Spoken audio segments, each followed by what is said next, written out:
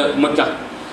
Kesimpulannya, saya nak sebutkan macam mana Rasulullah sallallahu alaihi wasallam ni, walaupun keputusan para sahabat silap dan benar apa yang berlaku pada Rasulullah, adakah Rasulullah bila tengok barisan pemanah turun daripada bukit, ada Rasulullah kata, itulah kamu tak nak ikut kata aku dulu? Ada dia kata macam tu? Alah, kita kadang-kadang kalau katakan seluruh ahli mesyuarat buat keputusan yang tak selari dengan pandangan kita, kadang-kadang kita protes angkat kerusi. Itu level pertama. Level kedua, okeylah tak apalah, saya setuju keputusan meeting, lepas tu tunjuk muka. Tunjuk muka sebab apa? Tak, sebenarnya hati ni tak setuju. Setuju tapi hati ni tak setuju. Ataupun level lain lagi, dia akan menunjukkan dia setuju keputusan meeting tu, tapi dari sudut pelaksanaan dia tak nak terbabit, dia tak komit. Tapi Rasulullah sebaliknya, saudara-saudari, Rasulullah sebaik saja decide keputusan ni, kamu belik Ar-Rahiq Al-Makhtub, bila dia decide je keputusan meeting, dia orang pertama ambil baju besi, dia tunggang kuda, dan sebelum tu Rasulullah berkhutbah dulu tentang keputusan mesyuarat Majlisul Harbi untuk keluar ke medan perang, keluar daripada Madinah. Dan Rasulullah bila takdir Allah Ta'ala berlaku sebagaimana apa yang dimimpikan, kalah tentera Islam, diserang daripada atas, daripada depan, sebab barisan pemanah sudah diambil alih oleh Khalid Al-Walid. Rasulullah tak kata, itulah kamu tak nak dengar cakap aku. No, Rasulullah tak ada blame. Kebijaksanaan Rasulullah disebabkan wahyu, Rasulullah boleh tukar kekalahan menjadi kemenangan. Perang Uhud bukan kalah sebenarnya, baca betul-betul. Baca peristiwa yang disebut Hamra'ul Asad. Mubarak Furi kata tak sah dan bahaya iman kamu baca kitab, baca tentang Uhud, kamu tak baca sampai habis. Pusingan pertama Islam menang, pusingan kedua Hamzah terbunuh dan hampir kalah, tetapi pusingan ketiga Hamra'ul Asad, sebenarnya keputusan perang Uhud seri. In takunu ta'lamun fa innahum ya'lamun. Seri dari sudut fizikal, tapi dari sudut moral sebenarnya Islam menang. 3 hari Rasulullah duduk ke Hamra'ul Asad, tak datang-datang si Abu Sufyan. Secara moral dia menang. Macam mana kamu kata perang Uhud tentera kafir menang, padahal hak utama tak mati pun? Kaedah perang ni adik-adik, kamu tak boleh kata menang selagi hak kau tak mati. Perang Badar hak kau semua mati. Hak kau semua mati. Al-Makhrizi menyatakan daripada 27 orang yang paling hardcore di Mekah, yang paling gedebel dengan Nabi dulu, Allah Ta'ala takdirkan perang Badar 20 daripada 27 mati dalam perang Badar. Ini sebenarnya hikmah Allah Ta'ala buat perang Badar. Dan adik-adik, Abu Jahal Perdana Menteri Mekah mati, tiba-tiba perang Uhud Perdana Menteri Madinah hidup lagi. Macam mana kamu nak kata tentera kafir menang, Rasulullah hidup lagi, Abu Bakar hidup lagi, Umar hidup lagi? Hak kau utama ni adik-adik. Macam mana dalam keadaan perang kamu tak boleh kata menang selagi dia tak rampas harta rampasan perang.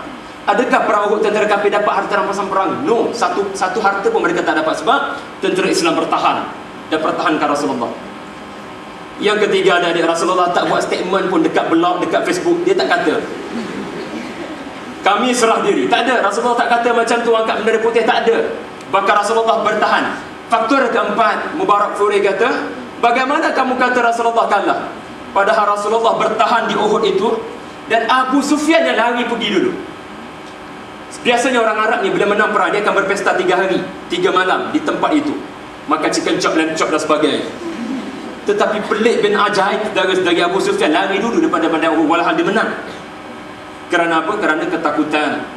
Dan kerana apa yang ini contoh Rasulullah punya Rasulullah menjadi contoh kepada kita. Baik adik-adik yang saya hormati sekalian, saya sebenarnya ada flow, tapi entahlah dah entah ke mana flow saya. Sebab itu adik-adik, kita mula masuk tajuk pada malam ni. Dah gurau je, jangan marah, gurau je. Kenapa penting kita nak bincang tentang akhlak ni? Oh, masuk tajuk. No, tidak.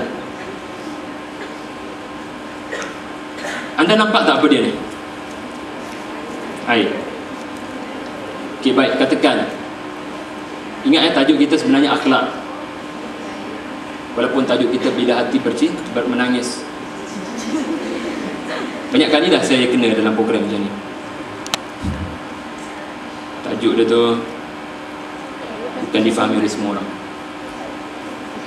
Ya, adik-adik yang saya hormati sekalian, katakan anda pergi supermarket, anda nampak botol ni, dan katakan adik-adik tiba-tiba botol itu berada dalam keadaan seperti ini.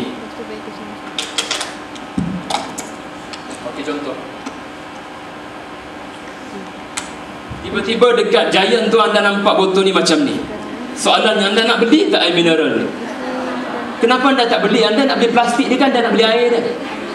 Anda nak beli air dia, kenapa tak beli? Kenapa tak beli? Sebab apa? Ya, sebab fitrah naluri manusia, dia tak boleh appearance macam ni. Dia tak boleh. Ini soal naluri, fitrah. Agama Islam ni agama fitrah. Sebab tu ada akhlak. Inilah akhlak. Apa yang tertonjol daripada anda? Contoh lain, contoh mudah. Katakan saya ni sangat baik hati nak berikan air kepada anda. Anda perlukan air untuk hidup. Tiba-tiba cara saya bagi macam ni. Sambutlah Syekh. La ilaha illallah. Cara saya bagi macam tu. Ustaz gurau je. Jangan marah. Ingatkan kamu sambut? Kamu tak sambut. Tak mahu gurau je. Jangan marah semua, saya gurau je sebenarnya. Bukan gurau, ada sebab. Niat saya baik. Ilmu agama saya banyak. Tetapi cara saya present Islam, adakah kamu suka cara macam tu? Naluri manusia Syekh. Abasa wa tawalla. Allah Ta'ala tegur Rasulullah sallallahu alaihi wasallam. Wahai Rasulullah, kenapa kamu bermasam muka? Cara Rasulullah meraihkan Abdullah bin Ummi Maktum tak kena. Allah Ta'ala tegur Syekh, itu hanya baru body language. Kalau persoalan body language pun Rasulullah ditegur, kamu boleh bayangkan betapa pentingnya penampilan diri, apa yang kita terjemahkan daripada diri kita untuk nampak Islam tu indah ataupun tidak. Sebab tu adik-adik, kalau kamu tengok rukun Islam, solat untuk bentuk apa? Bagi tahu saya. Allah Ta'ala jadikan rukun Islam untuk bentuk apa? Saya nak bagi tahu rukun Islam ni, malam ni kita hafal keyword ni je. Rukun Islam ni bentuk karakter sebenarnya. Inilah modul karakter building yang paling hebat. Stephen R. Covey tak jumpa benda ni. Dia cadangkan be proaktif, sharpen the saw dan sebagainya. Akhirnya dia terpaksa mengakui 7 habit tu tak kekal lama kalau tak ada the inner voice. Agama kita dah lama sebut tentang rukun Islam ini. Sebab tu adik-adik, solat mendidik apa? Sebab tu adik-adik, kalau kamu tengok dalam Quran, Allah Ta'ala tak kata cemerlanglah orang-orang yang solat. Allah Ta'ala kata cemerlanglah orang yang menegakkan solat. Allah Ta'ala tak kata yusallun. Allah Ta'ala kata yuqimunas salah. Artinya apa? Bukan solat semata-mata, tapi menegakkan nilai di dalam solat. Ustaz Zarudin Abdul Rahman kata, kalau dihimpunkan kitab-kitab tafsir, yuqimunas salah ni mempunyai 3 tafsiran. Saya sebut satu je malam ni, iaitu yuqimun. Solatnya adik-adik buat contoh, adik-adik menghadap kiblat. Apa nilai di situ?